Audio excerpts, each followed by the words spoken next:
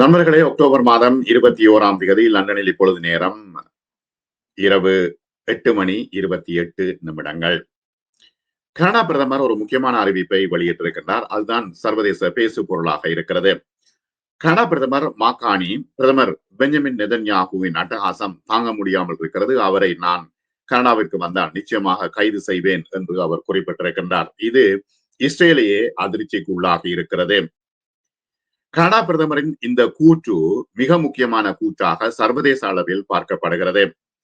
சர்வதேச குற்றவியல் நீதிமன்றத்தின் கைது வாரண்டை மதிக்க வேண்டும் என்ற தனது உறுதி மொழியை அவர் மீண்டும் வலியுறுத்தி இருக்கின்றார். ஆனால் இஸ்ரேல் சொல்கின்றது அப்படி சொல்லக்கூடாது, அதனை கைவிட வேண்டும் என்று இஸ்ரேல் சொல்லிக் கொண்டிருக்கின்றது. கடந்த வாரம் வெளியிடப்பட்ட ப்ளூம்பர்க்கு அளித்த பேட்டியிலே கனடாவுக்கு வந்தால் போர் குற்றச்சாட்டுகளில் நெதன்யாகுவை கைது செய்வதாக அவர் மீண்டும் தெரிவித்திருக்கின்றார். தனது முன்னோடி ஜஸ்டின் ட்ரூடோ அவ்வாறு ஏற்கனவே குறிப்பிட்டிருந்தார். அந்த உறுதிமொழியை நீங்களும் நிறைவேற்றுவீர்களா என்று காணியிடம் கேட்கப்பட்டது. அதற்கு அவர் ஆம் என்று பதில் அளித்திருக்கின்றார். இப்பொழுது இஸ்ரேல் ஓடி வந்து பிரதமர் காணி நிச்சயமாக இதை மறுபரிசீலனை செய்ய வேண்டும். மத்திய கிழக்கில் உள்ள ஒரே ஒரு யூத அரசு இஸ்ரேல் அரசு.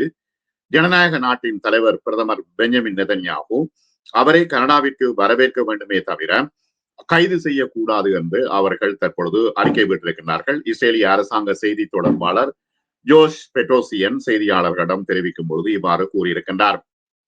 காசா மோதலில் ஆயிரக்கணக்கான போர் குற்றங்கள் மற்றும் மனித குலத்துக்கு எதிரான குற்றங்களுக்காக ICC கடந்த ஆண்டு நெதன்யாகுவுக்கு கைது வாரண்டை பிறப்பித்திருக்கிறது. ஹேகை தளமாக கொண்ட நீதிமன்றத்தின் அதிகார வரம்பை இஸ்ரேல் நிராகரித்தது. காசாவில் தான் போர்க்குற்றம் செய்யவில்லை என்று மறுத்திருக்கிறது. பாலஸ்தீன நாட்டை ஒரு நாடாக அங்கீகரிக்க கனடா எடுத்த முடிவு பயங்கரவாதத்துக்கு கிடைத்த பரிசு என்று இஸ்ரேல் சொல்கிறது. கனடாவில் யூத எதிர்ப்பு இப்பொழுது தீயாக எரிகிறது என்றும் பெட்ரோசியன் தெரிவித்திருக்கின்றார். பாலஸ்தீன பகுதி முழுவதும் இஸ்ரேலியர்கள் நடத்திய கொடிய தாக்குதல்கள் இருந்த போதிலும் காசா போர் நிறுத்தம் எதிர்பார்ப்புகளை மீறுவதாக அமெரிக்க தூதுவர் ஸ்டீவ் விட்காஃபும் தெரிவித்திருக்கின்றார். ஆகவே இவ்வாறான சூழ்நிலையில் கனடா தற்பொழுது பேசு பொருளாக இருக்கிறது. என்னன்னா, அமெரிக்காவுக்கு நெதன்யாகு சென்ற பொழுது, இம்முறை ஐக்கிய நாடுகள் சபையில் உரையாற்றுவதற்கு சென்ற பொழுது ஐரோப்பிய நாடுகளுக்கு ஊடாகவே அவர் செல்லவில்லை. ஏனெனில் எந்த இடத்திலும் அவருடைய விமானத்தை இறக்கி அவரை கைது செய்ய முடியும். ஏனெனில் ICC ஒரு முக்கியமான முடிவை எடுத்திருக்கிறது. ஆனால் இவர்கள் செய்வார்களா என்றால் பெரும் கேள்வி. ஆனால் கனடா பிரதமர் மிக முக்கியமான ஒரு விடயத்தை தற்பொழுது அவர் தெரிவித்திருக்கின்றார். இதுதான் முக்கியமான ஒரு விஷயமாக இஸ்ரேலும் பார்க்கிறது. இஸ்ரேலுக்கு தலையில் குட்டிய ஒரு விஷயமாகவும் இருக்கிறது. சரி, இப்போது இருக்கின்ற சூழ்நிலையில் காசாவினுடைய நிலைமைகளை நாம் பார்ப்போம். 11 நாட்களுக்கு முன்பு போர் நிறுத்தத்தில் ஒப்புக்கொண்டபடி பட்டினியால் வாடுகின்ற பகுதிக்கு மிகவும் தேவையான மனிதாபிமான உதவியை அனுமதிக்க முக்கியமான ரஃபா எல்லை கடவையை மீண்டும் திறக்க வேண்டும் என்று இஸ்ரேல் மீது அழுத்தங்கள் அதிகரிக்கின்றன. ரஃபா எல்லையை தற்பொழுது மூடி வைத்திருக்கிறது இஸ்ரேல். அங்கு உணவுப் பொருட்கள் செல்ல முடியாமல் இருக்கிறது. ஹமாஸுக்கு எதிரான அச்சுறுத்தலை ஜனாதிபதி ட்ரம்ப் மீண்டும் வலியுறுத்தி இருக்கிறார். அதாவது ஹமாஸ் ஆயுதங்களை கைவிட வேண்டும், ஹமாஸ் காசாவில் இருந்து வெளியேற வேண்டும், அல்லது ஹமாஸ் மீது தாக்குதல் நடத்துவோம் என்று ட்ரம்ப் இப்பொழுது தெரிவித்திருக்கின்றார். இது அடுத்த கட்ட ஒரு பேச்சுவார்த்தையை தடுக்கிறதா என்கின்ற கேள்வியும் எழுகிறது. 2023 அக்டோபர் முதல் காசா மீதான இஸ்ரேலின் தாக்குதலில் குறைந்தது 68,229 பேர் கொல்லப்பட்டிருக்கின்றார்கள். 1,70,70,369 பேர் காயமடைந்திருக்கின்றார்கள். தற்போதுள்ள சூழ்நிலையில் ஐரோப்பிய ஒன்றியம் என்ன சொல்கிறது?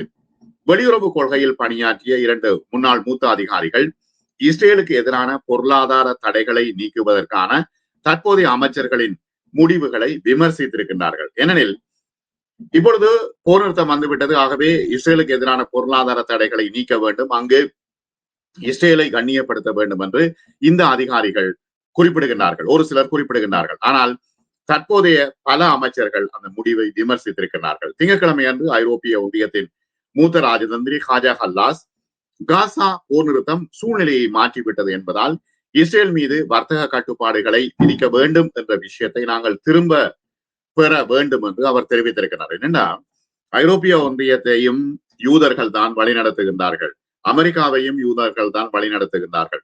ஒவ்வொரு நாட்டினுடைய முக்கிய ராஜதந்திர விஷயங்களை யூதர்கள் முடிவெடுக்கின்றார்கள். ஆகவே எவ்வாறாவது இஸ்ரேலை புனிதமாக்க வேண்டும் என்கின்ற ஒரு விஷயத்தை ஹல்லாஸ் இங்கே தெரிவித்திருக்கிறார். ஆனால் போர் நிறுத்தம் சூழலை மாற்றிவிட்டதாக என்றால் இல்லை. இருப்பினும் போர் நிறுத்தத்தை ஒருங்கிணைப்பதில் எந்த முன்னேற்றமும் ஏற்படவில்லை. ஆகவே ஹஜா ஹல்லாஸ் இதையும் சொல்றார், போர் நிறுத்தத்துக்கு எந்த முன்னேற்றமும் இல்லை. ஆகவே இதை எவ்வாறு பொருளாதார தடையை நீக்குவது, வர்த்தக கட்டுப்பாடுகளை நீக்குவது என்பது தொடர்பாக யோசிக்க வேண்டும் என்றும் குறிப்பிடுகின்றார்.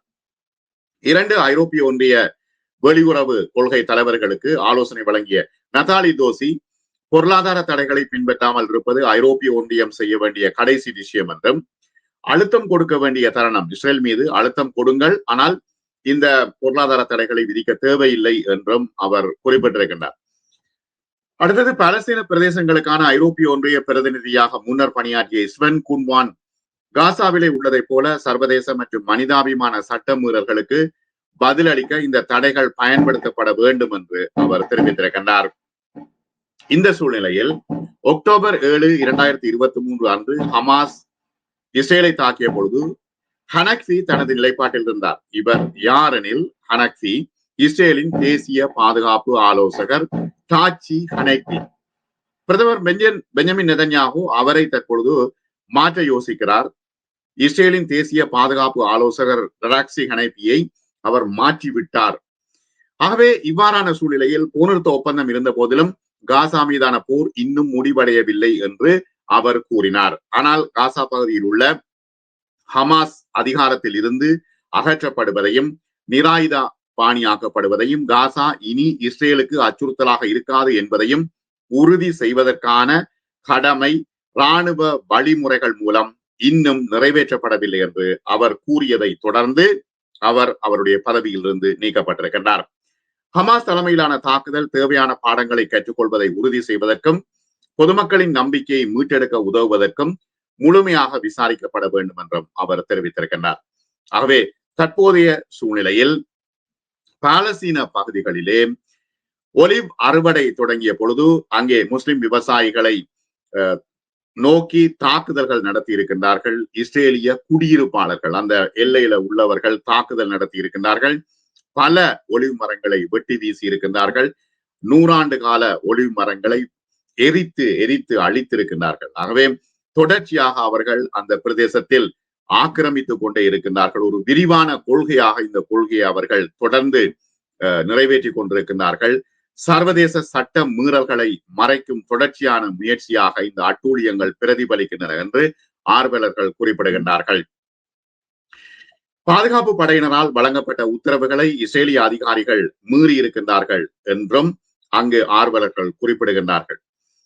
இந்த நிலைமையில் தெற்கு இஸ்ரேலில் உள்ள கிரியாத் நகரில் மூத்த அமெரிக்க அதிகாரிகள் ஜெடி வேன்ஸ் அங்கே போயிருக்கின்றார். அங்க நடத்திய செய்தியாளர்கள் சந்திப்பின் முக்கிய அறிக்கைகளை நாம் பார்த்தோம். ஆனால் அவர்கள் சொல்கின்றார்கள், இதுவரை காசா போர் நிறுத்தம் ஒரு ஒப்பந்தம் செயல்படுத்தப்பட்டிருக்கிறது. ஆனால் இப்பொழுது இருக்கின்ற சூழ்நிலையில் இஸ்ரேலிய கைதிகளின் உடல்களை மீட்டெடுப்பதற்கு நேரம் எடுக்கும் என்று அமெரிக்க துணை ஜனாதிபதி ஜேடி வான்ஸ் ஒப்புக்கொண்டிருக்கின்றார். மேலும் ஹமாஸ் ஆயுதங்களை களைவதற்கு நான் காலக்கெடு விதிக்க மாட்டேன் என்றும் அவர் குறிப்பிட்டிருக்கின்றார். ஆனால் ஒப்பந்தத்தில் ஒத்துழைக்காவிட்டால் ஹமாஸ் அழிக்கப்படும் என்று அவர் மீண்டும் குறிப்பிட்டிருக்கின்றார். போர் நிறுத்தம் முன்னேறி வருகிறது என்று அவர் குறிப்பிடுகின்றார். ஆனால் தொடர்ச்சியாக இஸ்ரேல் தாக்குதல் நடத்தி கொண்டிருக்கிறது. ஹமாஸ் கட்டுப்பாட்டில் உள்ள காசாவின் சில பகுதிகளுக்கு மறுசீரமைப்பு நிதி செல்லாது, ஏனெனில் அங்கு ஹமாஸ் கட்டுப்பாடு இருக்கிறது என்று அமெரிக்க அதிகாரிகள் சொல்கின்றார்கள். அமெரிக்க அதிகாரிகள் பாலஸ்தீனியர்கள் மற்றும் அவர்களின் கோரிக்கைகள் பற்றி கவலைப்படவே இல்லை, அல்லது இஸ்ரேலின் இதுவரையான பல கொடிய போர் நிறுத்த மீறல்கள் குறித்தும் பேசவே இல்லை, விவாதிக்கவில்லை. ஆனால் எவ்வாறாவது இஸ்ரேலை காப்பாற்ற வேண்டும், ஹமாஸை அழிக்க வேண்டும் என்ற ட்ரம்பினுடைய நினைப்பில் ஜேடி வான்ஸும் இருக்கின்றார் என்பதை மறக்க முடியாது. மீண்டும் மற்றும் ஒரு காணொளியில் சந்திப்போம். நன்றி நண்பர்களே.